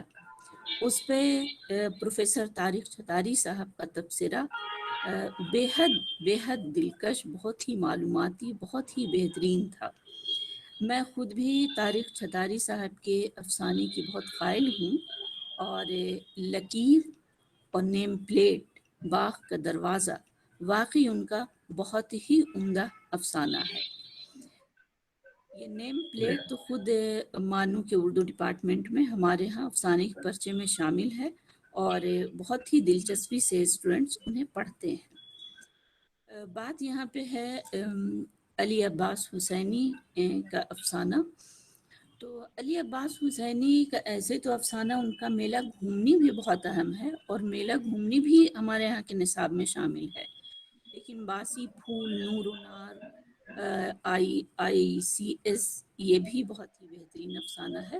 بہرحال اب پریم چند کے معاصرین تھے، معاصر میں ان کا شمار ہوتا تھا علی عباس حسینی کا. تو میں نے یہ بھی محسوس کیا کہ جو پریم چند کا نظریہ تھا وہ کہیں نہ کہیں علی عباس حسینی کے یہاں بھی ہمیں نظر آتا ہے. جیسے اس کا کچھ حصہ ہمیں بڑے گھر کی بیٹی میں جو جھلک تھا، آخر میں جو بینی مادھو کہتا ہے کہ بڑے گھر کی بیٹیاں ایسی ہی ہوتی ہیں جو بکھرے گھروں کو بنا دیتی ہیں. تو یہاں بھی گرچہ یہ جو وحید ہیں وہ ICS ہیں، اور ان کی جو بیوی ہیں وہ ان سے بھی زیادہ اور بہت ہی اچھی یونیورسٹی کی پڑھی ہوئی ہیں، بہت اچھی خاتون ہیں، بہت امیر گھر کی ہیں، اور یہاں تو ان کی فہم و فراست کا بھی کیا کہنا. تو وہ بھی ایک طرح سے کہ بکھرے گھر کو جوڑ دیتی ہیں. جی علی عباس حسینی کے بارے میں یہ کہا گیا ہے کہ وہ سماجی حقیقت نگاری کی روایت کو انہوں نے آگے بڑھایا ہے، اور اس میں خاص طور پہ جو کرداروں کی نفسیات ہے ان کی پیشکشی میں انہیں قدرت حاصل تھا. یہاں پہ بھی یہ محسوس ہوتا ہے کہ جب افسانے کے آخری حصے میں جب وحید اپنے ماں باپ سے ملتا ہے، ان کی بہنیں، ان کے بھائی، ان کا جو چھوٹا بھائی ہے جی وہ جس طرح سے ان کے ماں باپ جس طرح سے خلوص و محبت کا اظہار کرتے ہیں، تو یہ تمام جو ہے جس طرح سے خوشی کا اظہار کرتے ہیں، جذبات کا اظہار کرتے ہیں، اور جس طرح سے علی عباس حسینی نے اس کی جزیات نگاری کی ہے وہ بہت ہی قابل تحسین ہے. یہ علی عباس حسینی کے اس افسانے میں جو ICS میں اس کا منظر نگاری اور جزیات نگاری بھی بہت بہترین ہے. جب وہ اپنی بیوی کے ساتھ، جب وہ اپنی بیگم کے ساتھ گاؤں کا سفر کر رہے تھے تو ایک ایک باغ اور کھیت کھلیان اور پودے اور پرندے اور گھونسلے، ان تمام کا ذکر اس طرح سے انہوں نے کیا ہے کہ جیسے پورے دیہات اور گاؤں کا نقشہ اس کے ایک دم سامنے لا کر رکھ دیا ہے. اور ایک وقت میں تو جیسے وحید بالکل اپنے بچپن میں کھو جاتے ہیں. جتنی ان کی افسری تھی اور افسرانہ ان کا جو مزاج تھا وہ ایسا لگتا ہے کہ وہ بھول گئے ہیں، اور ان گاؤں میں وہی ان کا لڑکپن لوٹ آیا ہے. میرے خیال میں یہ بہت اچھی بات لگی. اور جو اس افسانے کا اختتام ہے تو میں سمجھتی ہوں کہ ابھی جس طرح سے اس افسانے کے اختتام کے حوالے سے مجھ سے قبل احمد صاحب نے بتایا، وہ مجھے بھی اس طرف لگتا ہے کہ یہ اگر وہ مردانگی کا لفظ استعمال نہ کر کے اگر وہ کوئی اور لفظ یا وہیں پہ وہ ختم کر دیتے تو شاید افسانہ اور بھی مؤثر ثابت ہوتا ہے. اور یہ جو کریکٹر کی ڈولیٹی کو جس طرح سے انہوں نے اس ICS میں دکھانے کی کوشش کی ہے، یہ بھی اس افسانے کا بہت خوبصورت پہلو ہے. اور میرا خیال ہے کہ کہیں نہ کہیں انہوں نے دانستہ ایسا کیا ہے. الگ بات ہے کہ ان کا سب سے مشہور افسانہ تو میلہ گمنی ہی ہے، لیکن ICS جو ان کا نسبتاً کم مشہور افسانہ ہے اس میں انہوں نے جس خوبصورتی کے ساتھ کہ جو آپ کی مغربی تعلیم ہے وہ آپ کو اپنی مٹی سے جدا کر دیتی ہے، اپنے تصورات سے جدا کر دیتی ہے، یعنی تعلیم کا اور تربیت کا جو بودھ ہے اس کو انہوں نے اس پر طنز کرنے کی کوشش کی. یہ ایک بہت خوبصورت پہلو ہے، اور میں مبارکباد دیتا ہوں کہ بہت اچھا افسانہ آپ لوگوں نے چنا. اس کے لیے شکریہ. اس سلسلے میں بالکل یہ اس کی تائید کروں گا کہ آپ نے بہت اچھا یہ نقطہ اٹھایا، اور یہ اکبر الہآبادی بھی یہ کہتے تھے. حالانکہ یہ کہ اس میں ایک گنجائش یہ ہے ذرا سا اور اس کو بڑھانے کی کہ اگر اپنی اصلیت سے اعلیٰ تعلیم جو ہے وہ دور کر دیتی ہے، یہ حقیقت ہے، لیکن اپنی جو جڑ ہے، جو اصلیت ہے، اگر وہ کم ہے تبھی وہ دور کرتی ہے. اگر وہ بہت اعلیٰ پائے کا بھی تو آدمی ICS ہوتا تھا، اگر وہ بہت بڑے خاندان کا بھی تو ICS ہوتا تھا، نواب اور جاگیردار بھی تو ICS ہو سکتا تھا، تو وہ دور نہیں ہوتا اپنی اس سے، وہ تو وہیں رہتا ہے. یہ وہ احساس ہے جس کا میں نے پہلے اشارہ کیا تھا کہ وہ احساس کمتری دور کر دیتا ہے، وہ احساس کمتری احساس برتری پیدا کرتا ہے. تو یہ احساس یقیناً فطری ہے اور یہ حقیقت نگاری کے ذیل میں آئے گا کہ ان لوگوں میں جو نیچے سے اوپر گئے ہیں یہ احساس پیدا ضرور ہوتا ہے، اور یہ احساس جب پیدا ہوتا ہے تو وہ اپنی اصلیت سے اور اپنی جڑوں سے دور ہو جاتے ہیں، اور اعلیٰ تعلیم کی وجہ سے ہی ہوتے ہیں، وہ کسی اور وجہ سے بھی ہو سکتے تھے، پیسہ زیادہ آ جائے اس کی وجہ سے بھی ہو سکتے تھے، صرف تعلیم کی وجہ سے نہیں ہوئے، وہ ایک براڈ معنی میں آپ لے لیجیے تو اس کے ربط میں لیا ہے، اور آپ کا نقطہ بالکل درست ہے کہ اس میں یہ انہوں نے جان بوجھ کے کیا ہے کہ وہ چونکہ اعلیٰ تعلیم حاصل کی، پیسہ بھی آ گیا، بڑا افسر بھی بن گیا، تو وہ اپنی اصلیت کو بھول گیا، چھپانے کی کوشش کرنے لگا، یہ اس سے بھی آگے کا قدم ہے، اس کو چھپانے کی کوشش ہے، بالکل صحیح کہا۔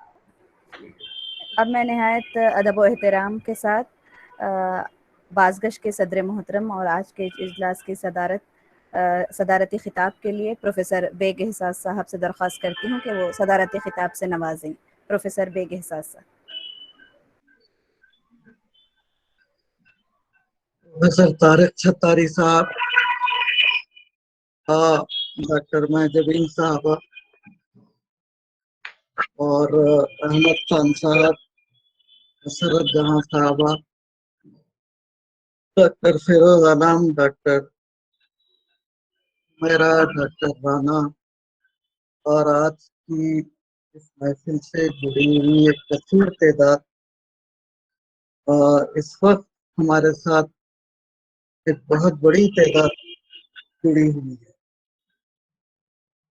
سب سے پہلے میں پروفیسر طارق چھتاری صاحب کا خیر مقدم کرتا ہوں کہ طارق چھتاری صاحب سے میرے تعلقات 1981 سے ہیں،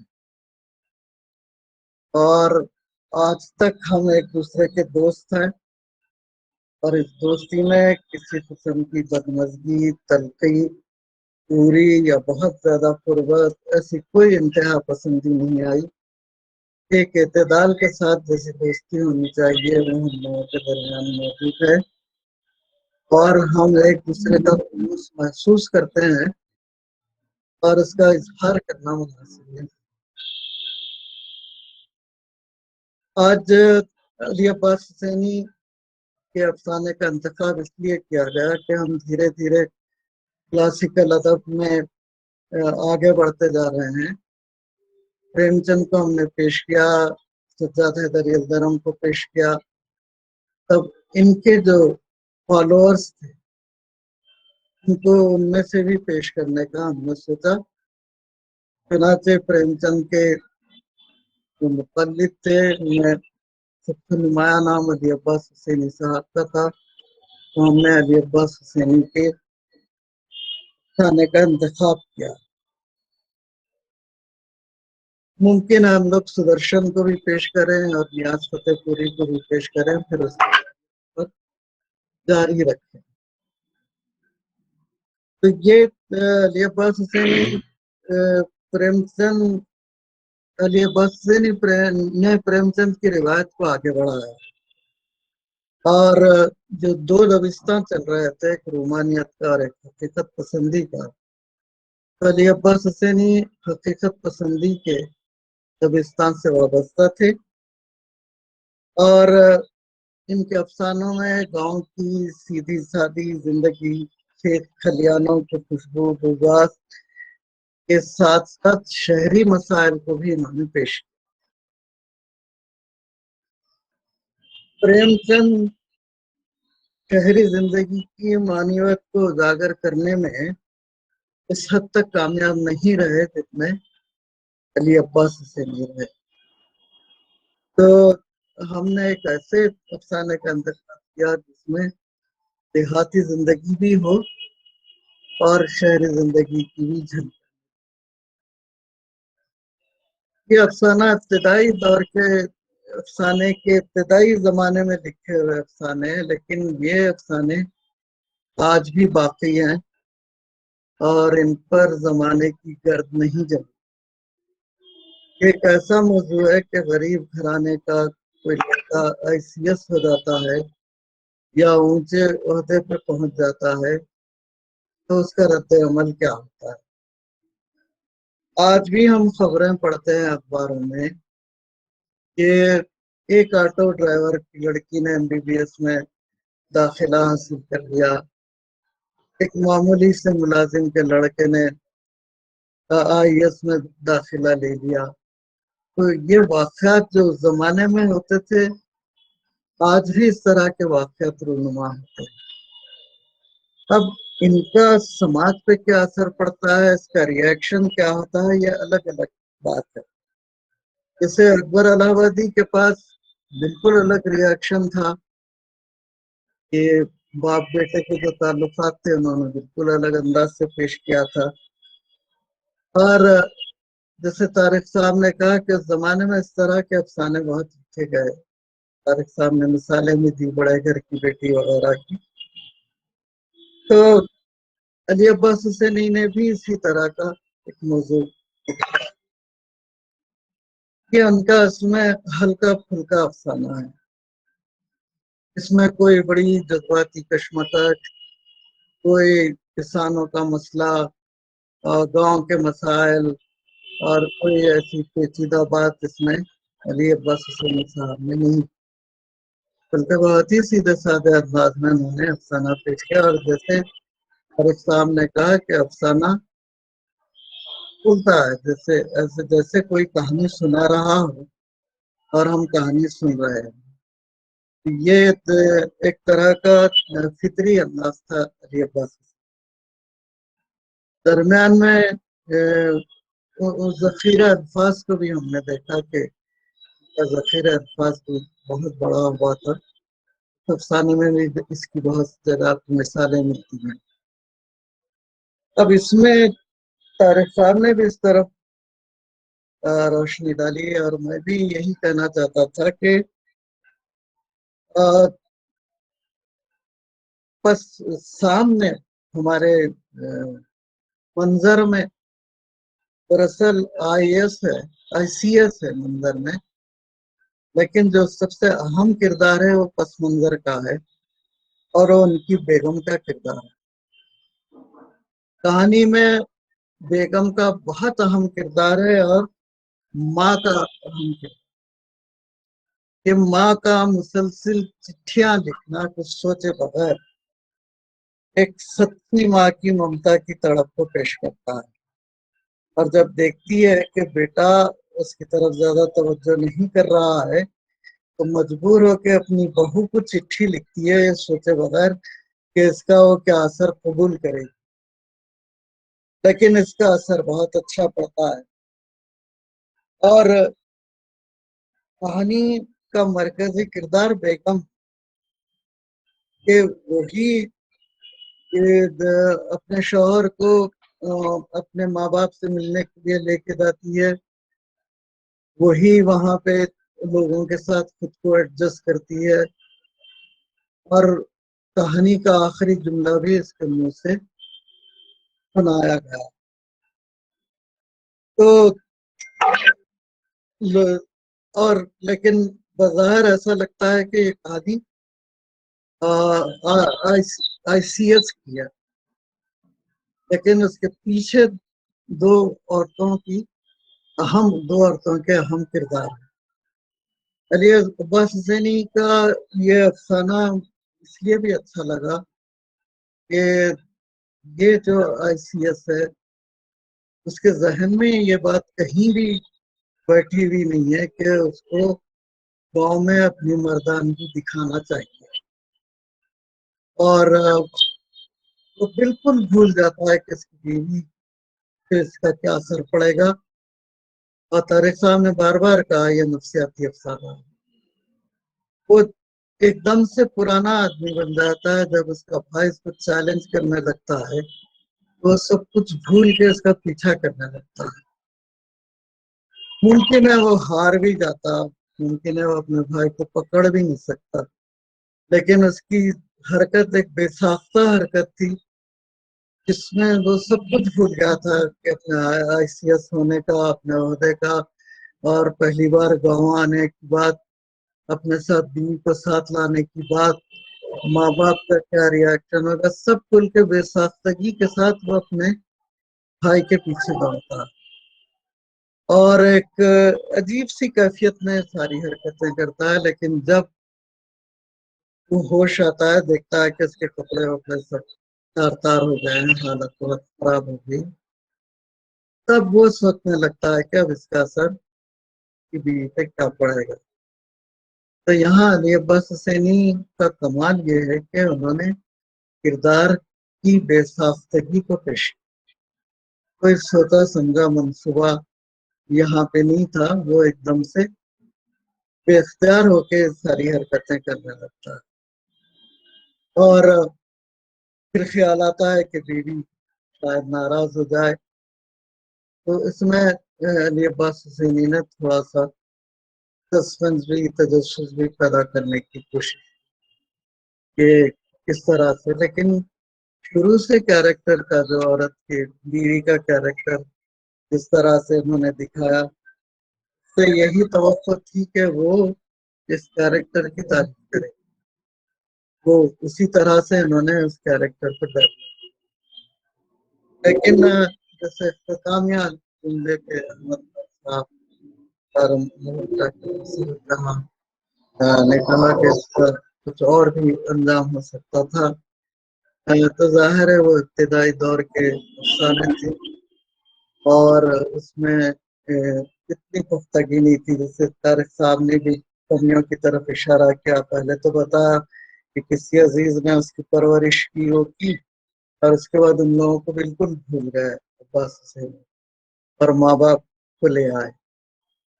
तो इसका इख्तिताम कुछ और भी हो सकता था, बिल्कुल सही है, लेकिन ये बात हकीकत है कि गाँव में जा बजा यानी बेजा अंदाज में भी मर्दानगी का इजहार किया जाता है बिला वजह। तो शायद उसकी बीवी को ऐसा लगा कि ये जो इसके अंदर का मर्द है, देहाती मर्द, वो अभी तक मरा नहीं, और उसने एक ऐसे आदमी से शादी की के अंदर एक देहाती मर्द भी है और एक महजब यस भी है। तो इस तरह से ये काम गवारा है, लेकिन जैसा कि हमको आज़ादी राय कायम करने की, इसका कोई और इख्तिताम भी हो सकता है।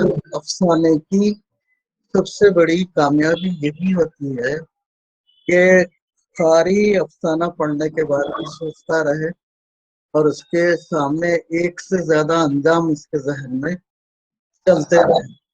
तो ये अफसाने की कामयाबी कहलाती है कि एक बिल्कुल मनसूबाबंद अंदाज का अफसाना नहीं है, बल्कि इस अफसाने में कारी की शमूलियत भी है और कारी अपने तौर पे उसमें कुछ तब्दीली ही चाहता है और कुछ अपना हिस्सा भी अदा करना चाहता है। तो ये अफसाना इसलिए भी कामयाब है। तारिक छतारी साहब का मैं बेहद शुक्रगुजार हूँ कि जिस तफसील के साथ उन्होंने इस अफसाने का तज्जिया किया और एक बात भी मौजू से हटके नहीं, वरना अक्सर मुकर्रिरीन को देखा गया कि वो गैर जरूरी बातें बहुत ज्यादा करते हैं और असल मौजू पे बहुत कम बोलते हैं, लेकिन तारिक साहब ने सिर्फ मौजू पे बात की, अफसाने की तशरीह की, और पता नहीं उनको किसने बताया कि 15 मिनट में बात खत्म करनी है। वो अगर चाहते तो और ज्यादा भी बोल सकते थे इसमें, तो है हमने बहुत लंबी लंबी तकरीरें इस प्रोग्राम में सुनी है और लुत्फ उठाया है इसका, लेकिन बातें बहुत अच्छी हुई खाने के ताल्लुक से, और यकीनन हमारे साथ जो स्कॉलर जुड़े हुए हैं उनका फायदा हुआ होगा। मैं डॉक्टर मजदूरीन का और तारिक छतारी को शुक्रगुजार हूँ कि वो हमारी बात में शरीक हुए और आज के मेहमान खुसूसी प्रोफेसर तारिक छतारी साहब का बाज़गश की जानिब से शुक्रिया अदा करना चाहूँगी जी, और हम अपनी साथी डॉक्टर गुलेराना को एक बार फिर जहमत देना चाहूँगी कि वो इजहार तशक्कुर का फरीज़ा अंजाम दे। डॉक्टर गुलेराना। शुक्रिया हुमैरा। ऑनलाइन अदबी फोरम बाज़गश्त में आप सबका शुक्रिया, आप लोगों ने शिरकत की। आप सबका शुक्रिया अदा करती हूँ। बिलखुसूस आज के मेहमान खुसूसी प्रोफेसर तारिक चतारी साहब का शुक्रिया कि आपने हमारी दावत कबूल फरमाई और अली अब्बास हुसैनी के फ़न और ख़ास तौर पर आज जो अफसाना पेश किया गया ICS, उसके मुख्तलिफ गोशों पर आपने रोशनी डाली। और आज की जो पेशकश थी मोहतरमा महजबीन की उम्दा पेशकश पर सर हासिल गुफ्तगू और बसीरत अफरोज़ ख्यालात का इजहार आपने किया, बेहद शुक्रिया सर। मोहतरमा महजबीन शेख साहबा का भी शुक्रिया अदा करती हूँ कि आपने हमारी गुजारिश पर अफसाना ICS की क़िरत की और इस उम्दा पेशकश पर हम आपको मुबारकबाद पेश करते हैं और आपके शुक्रगुजार हैं। सदर इजलास और बाज़गश्त के सरपरस्त उस्ताद मोहतरम प्रोफेसर बेगेसा साहब का भी समीम क़ल्ब से शुक्रिया अदा करती हूँ कि आपने आज की पेशकश पर पुरमख्स ख्यालात का इजहार किया। आपके अलावा डॉक्टर अहमद खान साहब, डॉक्टर मसरत जहां साहबा, डॉक्टर जावेद रहमानी साहब का भी तहदिल से शुक्रिया अदा करती हूँ कि आप लोगों ने न सिर्फ शिरकत की बल्कि इजहार ख्याल भी किया, जिससे हमारी हौसला अफजाई की हुई। और इस सर हासिल गुफ्तगू के लिए हम आपका शुक्रिया अदा करते हैं। और आप सब के अलावा जो तमाम शुरका इसमें हैं, प्रोफेसर सिद्दीकी मोहम्मद महमूद साहब, रजिस्ट्रार मौलाना आज़ाद नेशनल उर्दू यूनिवर्सिटी, जनाब गौसर सलान साहब जो हमारे टेक्निकी मुशीर भी हैं बाज़गश्त के, आपके अलावा प्रोफेसर ग़ुलाम शब्बीर राना साहब जो पाकिस्तान से हमारे साथ हर नशिस्त में रहते हैं, आपका भी शुक्रिया। प्रोफेसर क़यासुर रहमान साहब जो जम्मू कश्मीर यूनिवर्सिटी से वाबस्ता हैं, आपका भी बेहद शुक्रिया सर। और इसके अलावा मुमताज़ मिज़ानिगार डॉक्टर हलीमा फिरदौस साहबा ने भी शिरकत की, हमेशा की तरह हम आपका भी तहे दिल से शुक्रिया अदा करते हैं मैडम। आपके अलावा डॉक्टर खदीर परवेज़ साहब हमारे साथ हैं, डॉक्टर साबिर अली सिवानी साहब, डॉक्टर उज़मा तस्नीम साहबा, जनाब मलकित सिंह मछाना साहब, मोहतरमा कहकशां लतीफ़ साहबा, मोहतरमा अफशा जबीन फशूरी साहबा, डॉक्टर हादी सरमदी साहब, डॉक्टर अतिया फातिमा साहबा, डॉक्टर कौसर परवीन साहबा, डॉक्टर काशिफ साहब जो हैदराबाद सेंट्रल यूनिवर्सिटी से ताल्लुक़ रखते हैं। आपके अलावा दीगर तमाम शुरका का फ़र्दन शुक्रिया अदा करती हूँ कि आपने शिरकत की और हमारी हौसला अफजाई की। आपकी इस शिरकत से हमारी हौसला अफजाई माजी में भी रही है और आइंदा भी हम इस तरह की हिम्मत अफजाई की उम्मीद रखते हैं। एक बार फिर आप तमाम का तहे दिल से शुक्रिया। बेहद शुक्रिया डॉक्टर गुले राना जी। इसी के साथ आज की इस नशिस्त अपने अख्तिताम को पहुंचती है। अगले हफ्ते बाज़गश्त की एक और नशिस्त के साथ आपके सामने हाजिर होंगे। उस वक्त तक के लिए हमें इजाज़त दें। शब बख़ैर।